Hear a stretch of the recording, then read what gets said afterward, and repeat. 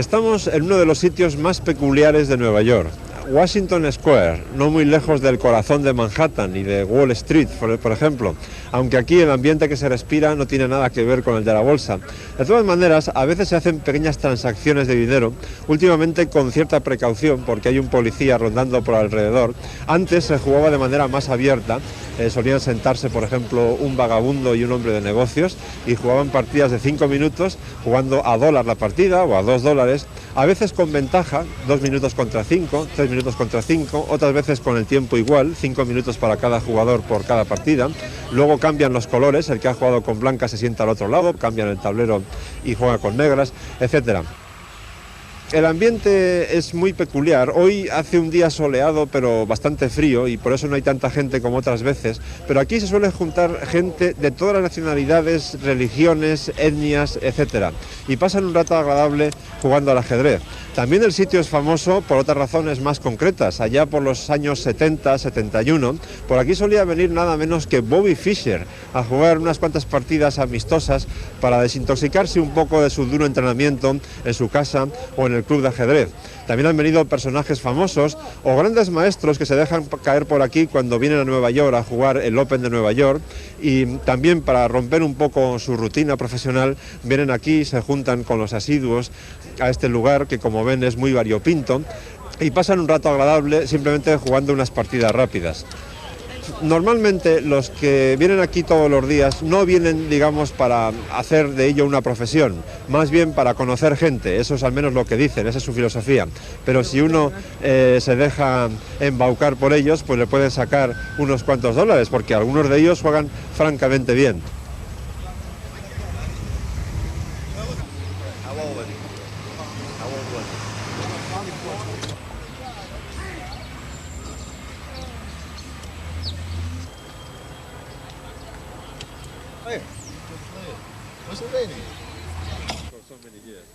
Okay, well, a couple times this lady. See, a lady came here for Un par de veces vino por aquí una mujer con su hijo de unos 5 años. Dije que no jugaría ni apostaría con él, pero insistió y nos pusimos a jugar mientras la madre charlaba. Lo más que conseguí fue hacer tablas con él. Era increíble. Seguramente será el campeón mundial en el futuro. Jugaba maravillosamente con solo 5 años, un jugador excelente. Hicimos tablas 3 veces. Me encanta el juego. No te importa no ganar dinero con ello porque sabes que es algo que realmente te gusta mucho. Como si se tratara de un trabajo. Quieres que te guste realmente. Lo hago porque me gusta, como tú, que supongo que te encanta tu trabajo.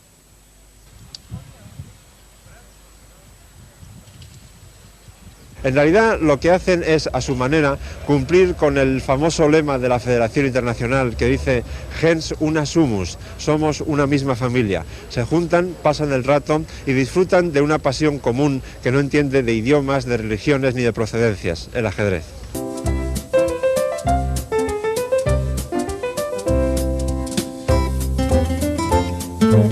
Si ustedes salen de casa para hacer la compra, actúan de acuerdo con un plan. Por ejemplo, primero van a la charcutería, compran los productos propios de ese establecimiento, después a la droguería, hacen lo mismo y así sucesivamente. Lo que no hacen es comprar una cosa en la charcutería, otra en la droguería, volver al primer establecimiento y seguir de esa manera, porque eso sería absurdo. Tan absurdo como jugar al ajedrez sin un plan. El plan puede ser muy sencillo o puede ser muy profundo, pero debe obedecer a una lógica, al sentido común, a un hilo conductor de la partida. Esta que vamos a ver ahora dicen que se jugó en Buenos Aires entre un aficionado en una exhibición de simultáneas que tenía las blancas y el excampeón del mundo Alexander Aliogin, también conocido como Alekhine, con las negras. La diferencia es muy grande entre el juego de los dos bandos. Como verán, las blancas lo único que pretenden es demostrar que quieren dar el famoso mate pastor, ese que todo el mundo aprende cuando da sus primeros pasos en el ajedrez. Las negras se limitan a desarrollar sus piezas, a intentar dominar el centro, en fin, el plan elemental cuando uno empieza una partida de ajedrez. Las blancas comenzaron con E4, Aliogin contestó con E5 y entonces el aficionado hizo la primera jugada típica del mate pastor, quiere seguir con dama h5 para dar mate en f7. Aquí en realidad las negras pueden impedir de raíz esa idea simplemente desarrollando el caballo a f6, ataca el peón de e4 y evita que la dama vaya a h5.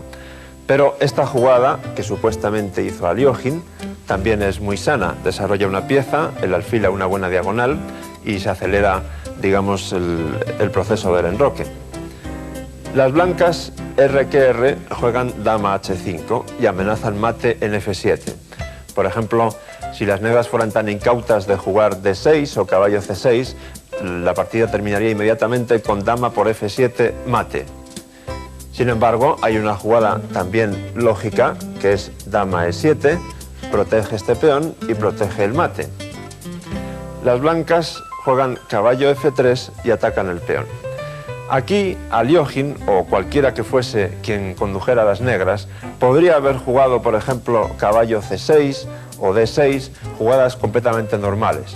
Pero quiso ser más incisivo y jugó caballo f6 atacando la dama. El aficionado que conducía a las blancas pensó que no le gustaba tomar en e5 porque al fin y al cabo lo que estaría haciendo sería cambiar ese peón por este otro, o incluso es posible que viera que después de dama por e5 seguiría alfil por f2 y no hay más remedio que mover el rey a f1, porque si capturan el alfil, caballo g4 sería un jaque doble al rey y a la dama. Por lo tanto, como eso no le gustó, el aficionado jugó dama g5 con la elemental idea de capturar este peón.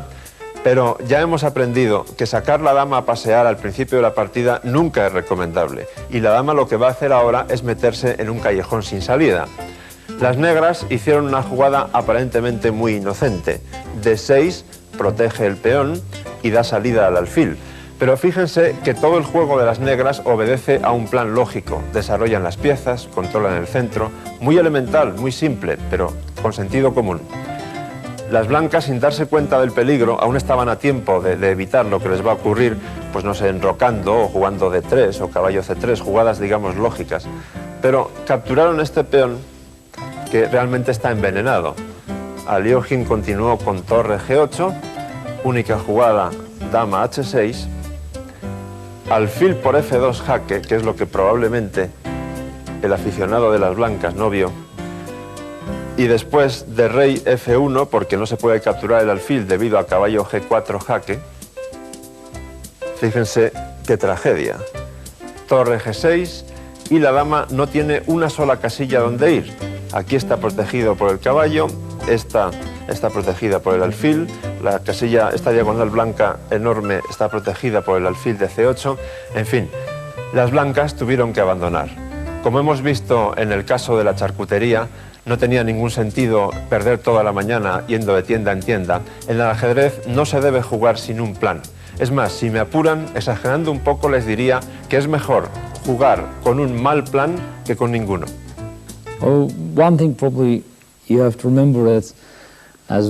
Una cosa que hay que recordar, tal como aconsejaba Lasker, es mejor jugar con un mal plan que con ningún plan.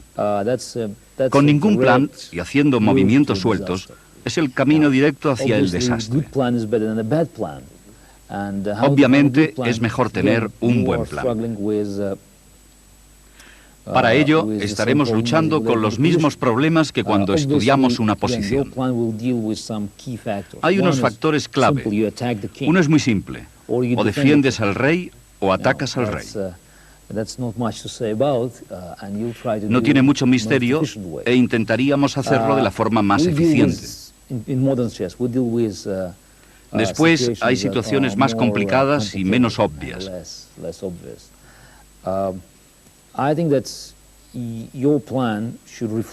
Nuestro plan debería reflejar las cualidades de la posición. Si la posición está cerrada, el plan es el de expandir el espacio que controlamos o traer las piezas a una zona clave. Y al mismo tiempo, cada plan debería incluir un segundo factor, que es minar el plan de nuestro oponente.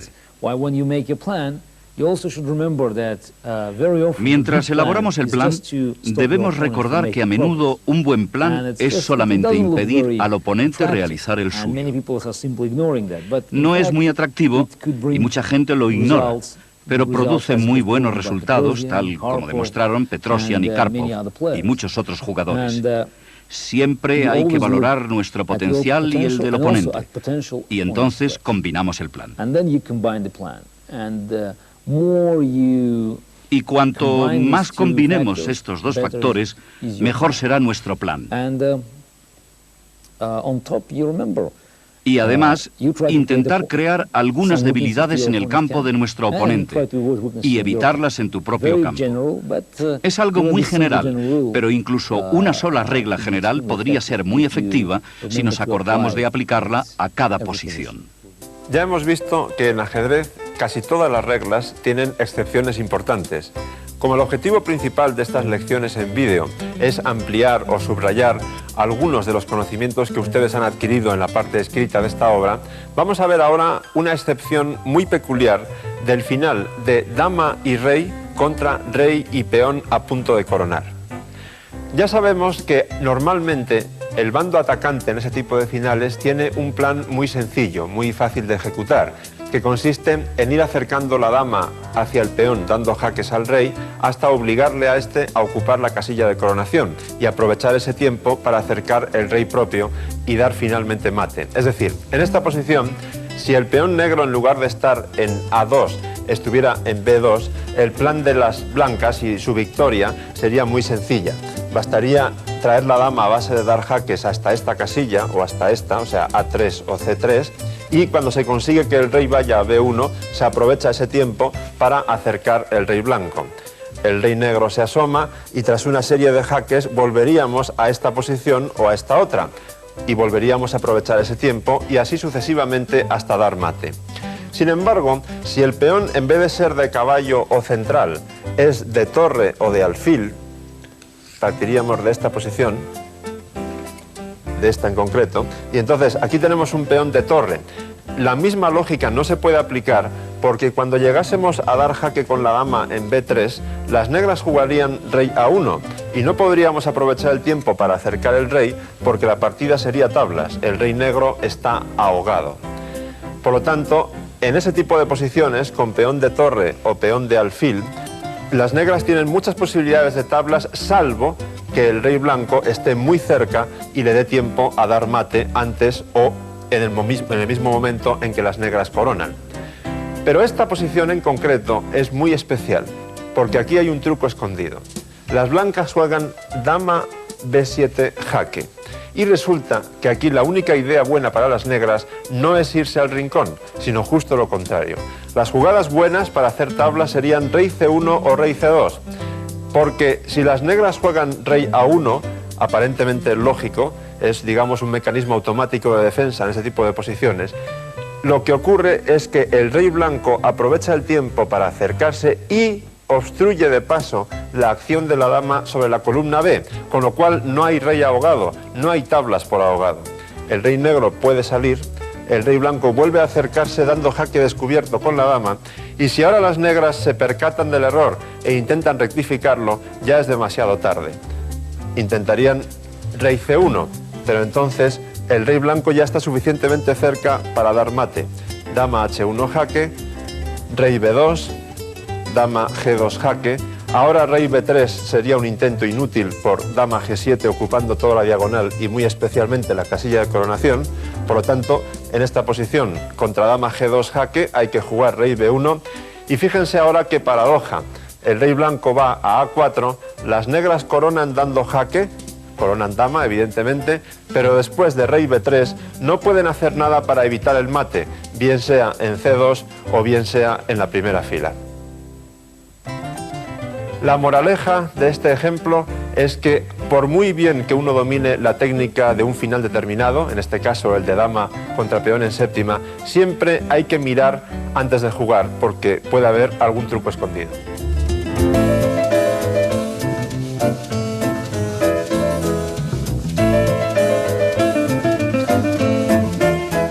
¿Qué vale más, un alfil o un caballo?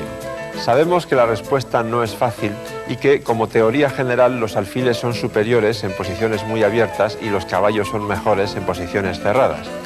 Para llevar esa teoría a la práctica se requiere una técnica, Y esa técnica es relativamente sencilla en las posiciones en las que un alfil es superior, porque sus movimientos restringen mucho a los del caballo y además los alfiles se mueven con mucha mayor rapidez por el tablero.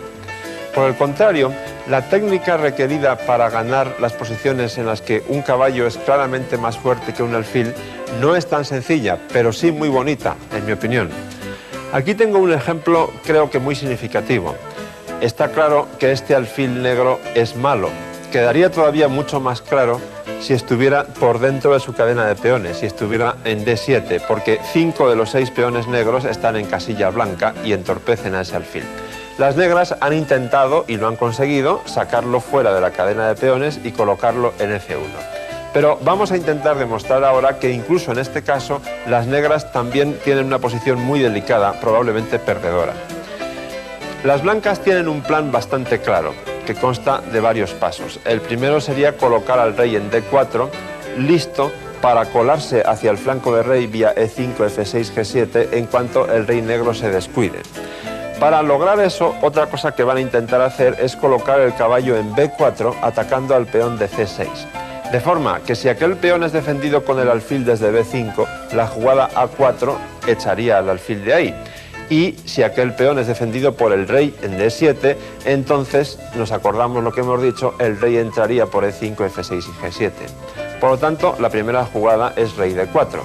Supongamos ahora que las negras se dan cuenta del plan de las blancas e intentan evitarlo con A5, protegiendo la casilla B4. Pero esa jugada, esa idea tiene un lado malo.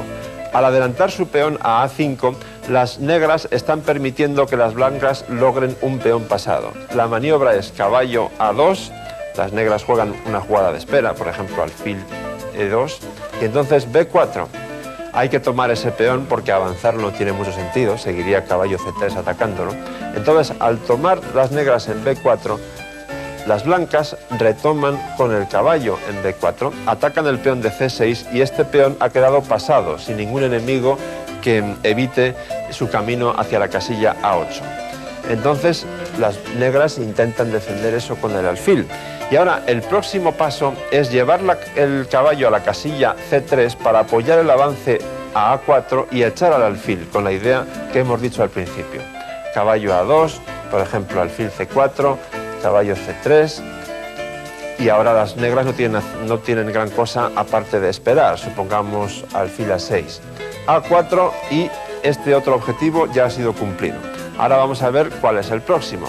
Las negras siguen moviendo el alfil a la espera de que las blancas consigan progresar, pero las blancas lo hacen porque una vez más el caballo toma el camino de A2 para ir a B4, pero esta vez con amenazas muy serias. Por ejemplo, alfil C4, caballo B4, se ataca el peón y esta vez las negras no pueden elegir, tienen que defender ese peón con el rey. Y ahora ya hemos conseguido el gran objetivo, que era dejar este camino expedito para la incursión del rey blanco. Rey E5. Las negras hacen una otra jugada de espera, rey F6 y ojo porque aquí viene un momento importante.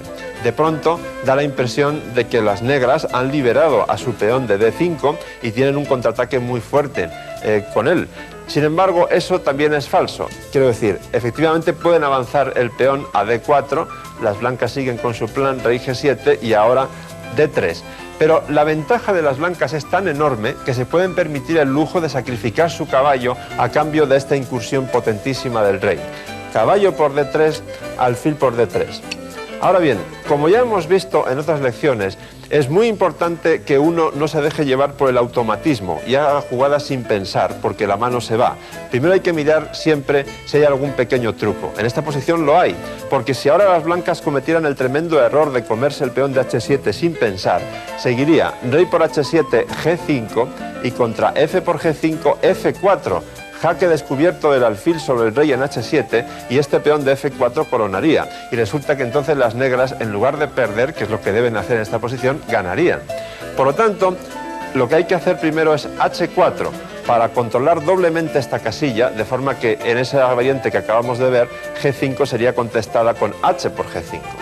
Bien, entonces las negras lo único que pueden hacer es retroceder con el alfil para defender sus peones. Rey por H7 y alfil F7.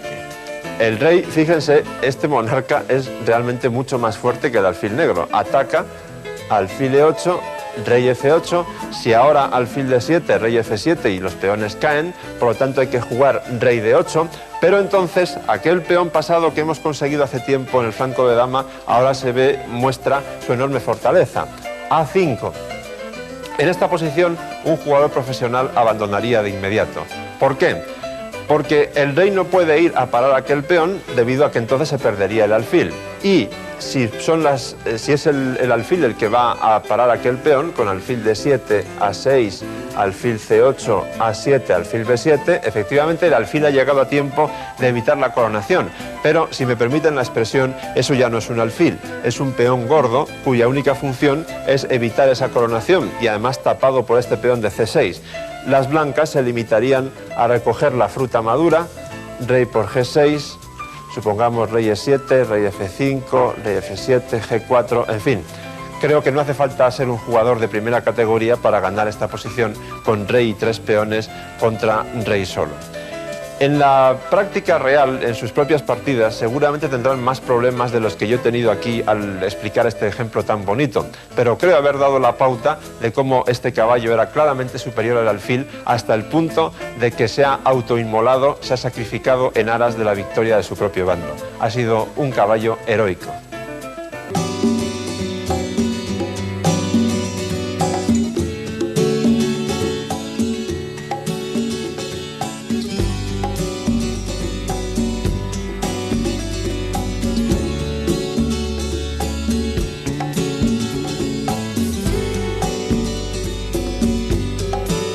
Piezas gigantes para gigantes del tablero. Estas piezas fueron talladas en el Levante español en madera. Anatoly Karpov y Garry Kasparov fueron tallados en fuego, en el fuego de la pasión del ajedrez, durante una infancia muy dura en ambos casos. Después protagonizaron la mayor rivalidad en la historia del deporte, no solo del ajedrez, en todo el deporte. Entre sus múltiples e históricos e inolvidables duelos, quizá el más emocionante de todos es el que disputaron en Sevilla, 1987. Terminó empatado a 12 puntos después de 24 partidas. Hoy he seleccionado para analizar con ustedes la octava, que ganó Kasparov. No porque sea especialmente espectacular por la brillantez de los sacrificios y de las combinaciones, sino por un profundo trabajo estratégico de Kasparov y, por supuesto, por una buena defensa de Karpov. Kasparov tenía las piezas blancas y empezó la partida con la apertura inglesa, es decir, C4. Karpov contestó con E5, caballo C3, T6, G3 para sacar el alfil por la gran diagonal. Eso se le llama sacar el alfil por fianchetto, es una palabra italiana. Karpov toma aquí una decisión importante, C5. Las negras lo que quieren es impedir a toda costa que las blancas rompan el centro en la casilla D4. Pero para ello pagan un precio muy caro, porque se debilitan de forma decisiva y permanente la casilla D5. Precisamente sobre el control de esa casilla va a girar el resto de la partida. Incluso en las fases de la partida en las que hay un cierto aburrimiento porque parece que no pasa nada, fíjense en que Kasparov nunca pierde de vista el control de la casilla D5. Eso va a ser determinante. Siguieron con alfil G2, caballo C6, y la siguiente jugada de Kasparov también es muy importante. A3, aparentemente incomprensible o muy pasiva, está llena de lógica. La idea es bastante profunda. Fíjense en que el alfil de G2 apunta hacia el peón que está ahora en B7, concretamente hacia la casilla B7. Y en que si se abriera la columna B, a base de B4 y tomar después en C5, la torre que ahora está en A1 se trasladaría a B1 y ahí, en su acción sobre B7, coincidiría con la del alfil en G2. Karpov no hace mucho caso, juega G6, y Kasparov entrega un peón en B4 que Karpov no acepta, porque no le resultará difícil comprobar que después de la doble captura en B4 seguiría dama A4 jaque, las blancas recuperan ese peón en la casilla C6 y además el peón que ahora está en A7 quedaría muy debilitado y aislado. Por eso Karpov sigue sin hacer caso y juega alfil G7.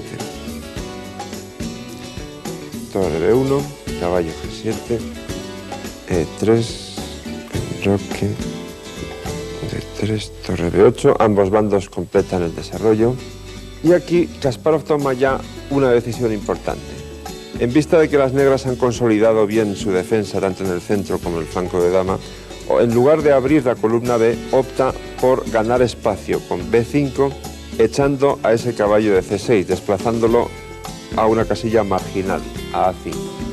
Después completa su desarrollo, que lógicamente incluye el enroque. Acuérdense de que al rey hay que tenerlo siempre a salvo. Y ahora toma otra decisión importante, que es E4. Aparentemente esa jugada tiene un grave inconveniente, que es que debilita de forma decisiva la casilla D4. Sin embargo, si comparan ustedes las casillas D5 y D4, verán una enorme diferencia a favor de las blancas. Mientras los caballos negros están muy lejos de los caminos que van hacia D4, por el contrario, los caballos blancos van a coordinar su acción con el alfil de G2 para controlar la casilla D5. Esa es la diferencia. Ambas casillas son débiles, pero una puede ocuparse fácilmente y la otra no. Aquí Karpov comete una imprecisión. Juega rey H8, una jugada profiláctica para cuando luego se abra la posición, de forma que el rey no quede expuesto en la diagonal que va de G8 a A2. Pero, dado lo que después hace Kasparov, seguramente hubiera sido más preciso jugar H6 en esta posición, de forma que se evite el acceso del alfil a G5. Ahora comprenderán ustedes por qué ese detalle era importante. Kasparov contestó con dama C1 y a F5 jugó alfil G5 clavando el caballo. Las negras lo desclavan con dama E8. Kasparov toma en E7 y a continuación toma en F5. Las negras no deben tomar con el peón de G6 porque entonces seguiría F4 y el peón de F5 quedaría debilitado y fijado en esa casilla. Por lo tanto, toman con el alfil de F5, en F5. Y fíjense que hemos llegado a una clarividencia en el análisis de la posición. Ahora todo está mucho más claro, porque las negras no tienen solamente una casilla débil en D5, sino también otra en E4. A raíz de eso, alrededor de esas dos casillas es donde va a girar el resto de la partida. Además, Kasparov ha hecho un trabajo de artesanía estratégica, porque ha eliminado el caballo que defendía la casilla D5, el que estaba en E7, ha desplazado al otro caballo muy lejos de los caminos que van a D5, con lo cual no puede intervenir en la defensa, y además tiene sus piezas bastante bien dispuestas para la coordinación general. Lo primero es, por supuesto, colocar el caballo en D5, atacando la dama, dama D7, dama D2, y ahora Karpov comete otra pequeña imprecisión. Muchas veces las partidas de grandes maestros se deciden porque uno es capaz de ir acumulando pequeñas ventajas aprovechándose de los pequeños errores que comete su adversario. Eso ocurre en esta partida, pero claro, eso es muy fácil de decir después, cuando uno ha visto lo que pasa en la partida, no en el momento. Karpov opta por caballo A5, en lugar de llevar ese caballo al flanco de rey vía D8, F7. Karpov toma esa decisión porque quiere evitar que las blancas abran el flanco de dama, concretamente la columna A, con el avance A4, A5 y luego tomen en B6 y penetren con sus torres vía A1. Pero quizá era más importante activar las piezas negras en el flanco de rey, con caballo D8, caballo F7, después alfil H6, caballo G5 y caballo H3. Ese plan era mucho más activo que el que elige Karpov. Ya saben que a veces la mejor defensa es un buen ataque. Kasparov se dedica simplemente a maniobrar con sus piezas, a buscar a cada una de ellas la mejor ubicación antes de que llegue el momento decisivo. Por otra parte, recuerden que el reloj suele jugar un papel muy importante en las partidas de ajedrez. En este torneo, la velocidad era 40 jugadas en 2 horas y media. Y estamos ahora alrededor de la 25. Kasparov lo que quiere es evitar los apuros de tiempo, pasar el control de la jugada 40 sin grandes problemas en la posición, de forma que toma las decisiones importantes con más tiempo. Las negras, como ven, adoptan una actitud bastante pasiva, solamente mejoran de diagonal el alfil de casillas negras, lo colocan en H6, pero tampoco es una gran mejoría. Esto de hacer jugadas de espera, al mismo tiempo es una de las virtudes que distingue a los grandes jugadores, porque las jugadas de espera, como todo, se pueden hacer bien o mal, y si uno se relaja en exceso puede cometer un error también en ese momento.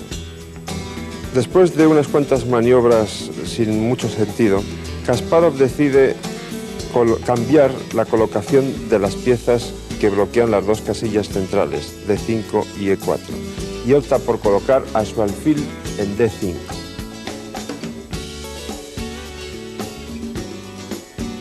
A uno de los caballos en E4, y a continuación ya en la jugada 38 por fin ha visto claro cuál va a ser su plan.